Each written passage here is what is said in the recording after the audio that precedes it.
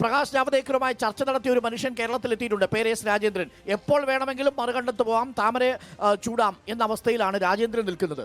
ഈ മണ്ഡലത്തിൽ മുരളീധരൻ ശക്തനായ കരുത്തനായ സ്ഥാനാർത്ഥിയല്ലേ UDF-നെ സംബന്ധിച്ച്? സുനിൽകുമാറിനെ വീഴ്ത്താൻ പറ്റിയ കാൻഡിഡേറ്റ് തന്നെയല്ലേ മുരളീധരൻ? ഒരിക്കലുമല്ല.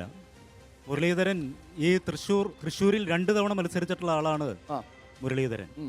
1998 BV രാഘവനോട് മത്സരിച്ച് പരാജയപ്പെട്ട ആളാണ് മുരളീധരൻ. അത് മാത്രമല്ല, അതിനുശേഷം പിന്നെ മുരളീധരൻ തൃശ്ശൂരിൽ പ്രത്യക്ഷപ്പെടുന്നത് വടക്കാഞ്ചേരി ഉപതെരഞ്ഞെടുപ്പിലാണ്.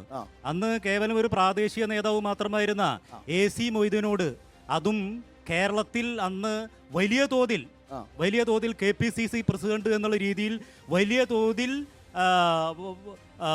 അത്യുന്ന സ്ഥാനത്ത് നിന്നിരുന്ന ആള്, അദ്ദേഹം പിന്നീട് കേരളത്തിലെ മന്ത്രിസഭയിൽ UDF മന്ത്രിസഭയിൽ അദ്ദേഹം അംഗമായി. മന്ത്രിസഭയിൽ അംഗമായി ഇരുന്നു കൊണ്ട് ഒരു ഉപതെരഞ്ഞെടുപ്പിൽ മത്സരിച്ച് തോറ്റ ഏക വ്യക്തി, കേരളത്തിലെ ഏക വ്യക്തിയാണ് K മുരളീധരൻ. നിങ്ങൾ മാസ് എൻട്രി എന്നൊക്കെ പറഞ്ഞിട്ട് ഇവിടെ ദൃശ്യമാധ്യമങ്ങളെല്ലാം വട്ടിയൂർക്കാവിൽ നിന്ന് വടകരയിലേക്ക് വരുമ്പോഴും ഇങ്ങനെ തന്നെ ആൾക്കാർ പറഞ്ഞിരുന്നത്, തൃശ്ശൂരിൽ പണ്ട് തോറ്റയാളാണ് വടകരയിലേക്ക് വരുന്നത്. പക്ഷെ അവിടെ മലർത്തിയടിച്ചത് P ജയരാജനെയാ. അല്ല, മറ്റേ അതിനു മുമ്പ് 2021 അനുഭവം ഉണ്ടല്ലോ.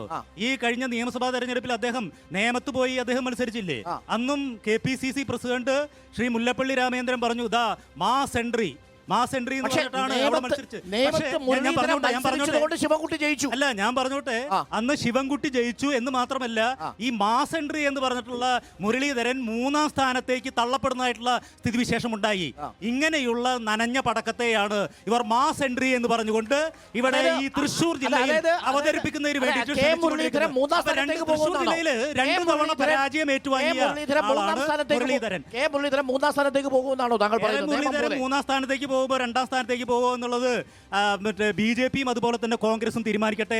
എന്തായാലും 1-ാം സ്ഥാനത്ത് VS സുനിൽകുമാർ ഉണ്ടാകും. ഓക്കെ.